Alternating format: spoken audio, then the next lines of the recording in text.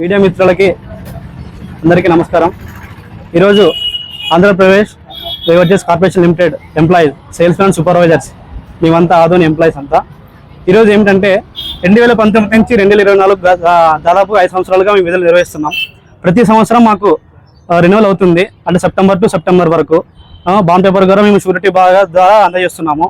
అది సెప్టెంబర్తో 30 ద్వారా అది మా కాల పరిమితి అనేది ముగుస్తుంది. మేము నిన్నటి వరకు ఎంప్లాయీస్గా మా కర్తవ్యాన్ని నిర్వహించాము.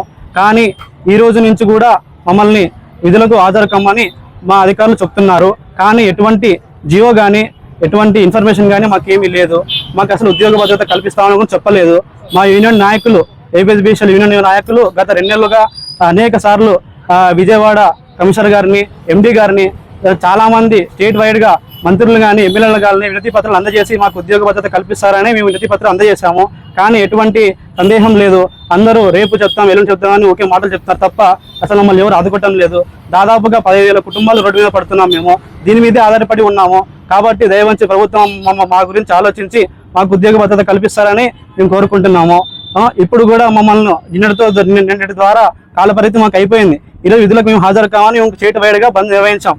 బంధన కాదు, మేము విధులకు హాజరు కాము. కానీ వీళ్ళు విధులకు హాజరు కానీ మాకు ప్రెజర్ పెడుతున్నారు. మాకు 11 రోజులు చేయమంటున్నారు. అది కూడా మాకు డైలీ వేస్ కింద సాలరీ ఇస్తారంట. అంటే 11 రోజులు చేసి మీరు వెళ్ళిపోయినా దాని అర్థం. తర్వాత మేము ఎక్కడ వెళ్ళాలి? రోడ్డు పడాలా? మేము 10,000 కుటుంబాలు ఇక్కడ దీని మీద ఆధారపడి ఉన్నాము. కాబట్టి దీని నుంచి మా గవర్నమెంట్ ఆలోచించి ఏదో ఒక మాకు అవుట్సోర్సింగ్ లో శాఖలో కలుపుతారని ఆశిస్తున్నాం. పేరు వీరేష్, 1311 సూపర్వైజర్ ఆదోని. ఇక్కడ సిఏ గారిని కలిసాం, సైదులు సార్ని. ఈరోజు పొద్దున ఎవరు అసలు షాప్కి ఓపెన్ చేయలేదు. సార్ వాళ్ళు వస్తే షాప్ హ్యాండ్ ఓవర్ చేద్దాం రెడీగా, ఎవరు షాప్ ఉంది వాళ్ళు రెడీగా ఉన్నాము. కానీ సార్ వాళ్ళు వచ్చి షాప్ ఓపెన్ చేయని చెప్పారు. లేదు సార్ మేము ఓపెన్ చేయట్లేదు, మా కాల వారి తిన్నటితో అయిపోయింది, కాబట్టి ఈరోజు మేము విధులకు హాజరు కాము అని చెప్పాము. సార్ వాళ్ళు ఉండి అలా కాదు మీరు ఓపెన్ చేయాల్సిందే, లేదంటే సిఎస్ఆర్ దగ్గరికి వచ్చి మాట్లాడండి ఆఫీసర్కి అని చెప్పారు. వచ్చి కలిసాము. సార్ ఉండి మాది ఏమీ లేదు, పైన డిపార్ట్మెంట్ ఎండీ గారు ఎలాగంటే అలాగా అని చెప్పారు. కాబట్టి పైన అయిన నాయకులు కూడా డిఎం గారిని, ఎండీ గారిని కలిసడానికి వెళ్ళారు. సో అక్కడి నుంచి ఏదైనా మా తరపున జియోలో ఉద్యోగ భద్రత కల్పిస్తారని న్యూస్ వస్తే మేము ఇప్పుడే ఈ తక్షణమే పోయి షాపుల విధులకు హాజరవుతాం మేము అని మా యొక్క విన్నపం. పేరు వీరేష్, ఆదోని 1311 సూపర్వైజర్.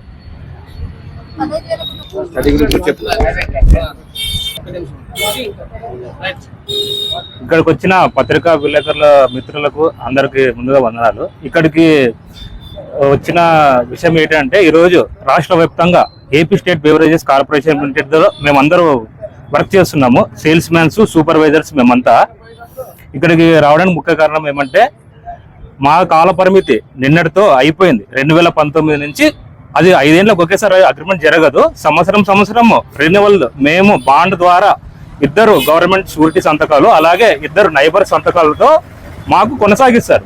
అటువంటిది మాకు నిన్నటితో అయిపోయింది. అయినా కూడా సార్ వాళ్ళు ఈరోజు విధులకు హాజరు కాండి, ఇంకొక 10 రోజులు చేయండి అని చెప్పి మంది ప్రెజర్ చేస్తున్నారు. కానీ రాతపూర్వకంగా ఎటువంటి హామీ కానీ లేదు, ఏం లేదు. ఇంకోటి ఏంటంటే ఈ 10 రోజులు చేసుకొని మీరు పొమ్మంటారు, తర్వాత దాని గురించి ఉద్యోగ భద్రత గురించి పోరాడుతున్నాం. గత 2 నెలల నుంచి కూడా పోరాడుతున్నారు. ఎండీ గారికి కానీ, పైన కమిషనర్ గారికి కానీ అందరికి తెలియజేయడం జరిగింది.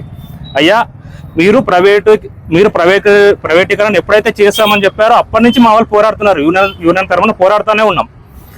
ఈ పోయిన నెల 7వ తారీఖు కూడా బంద్ ప్రకటిస్తామని బంద్ వరకు కూడా పోయినాం. కానీ ఏమన్నారంటే ఎండీ గారు, మీరు ఈ నెల 30 వరకు ఉంది కదా, మీరు చేయండి, మీకు సానుకూలంగా ఏదో ఒకటి జీవో తీసుకుని వస్తాము, మిమ్మల్ని అందరినీ ఏదో ఒక దాంట్లో అవుట్ సోర్సింగ్తో చేస్తామని అట్లా ముందుకు చెప్పుకొని వచ్చినారు. అది ఈ రోజు వరకు అయింది. మళ్ళీ ఈరోజు ఏమంటున్నారు, మళ్ళీ 10 రోజులు చేయండి అంటున్నారే తప్ప రాతపూర్వకంగా కానీ ఎటువంటి జియో కానీ అమలు చేయలేదు.